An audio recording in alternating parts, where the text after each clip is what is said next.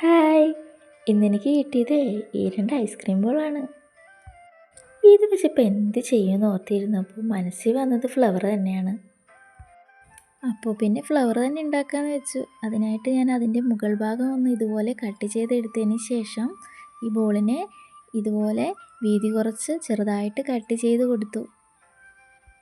അപ്പോഴേ എന്നും പറയുന്നത് പോലെ ഇതുപോലെ വേസ്റ്റ് മെറ്റീരിയൽസ് വെച്ച് ചെയ്ത ഒരുപാട് ക്രാഫ്റ്റ് വീഡിയോസ് നമ്മുടെ ചാനലിൽ അപ്ലോഡ് ചെയ്തിട്ടുണ്ട്.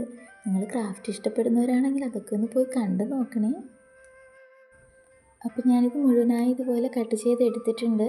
അതിനെ നമുക്ക് ഇതുപോലെ ഒന്ന് വിടർത്തി കൊടുക്കാം. അപ്പോൾ ഇതുപോലെ 2 പൂള് ഞാൻ ചെയ്തെടുത്തിട്ടുണ്ട്.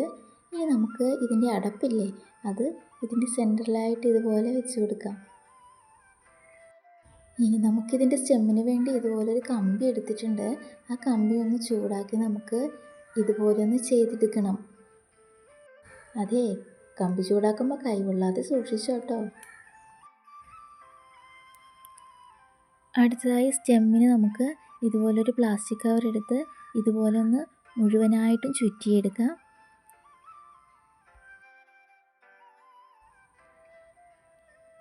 ഇതിവിടെ ഒട്ടിച്ചെടുക്കാനേ പശയുടെ ആവശ്യമൊന്നുമില്ല കേട്ടോ. ഇതുപോലെ ലൈറ്റർ വെച്ചൊന്ന് ഉരുക്കി കൊടുത്താൽ മതി.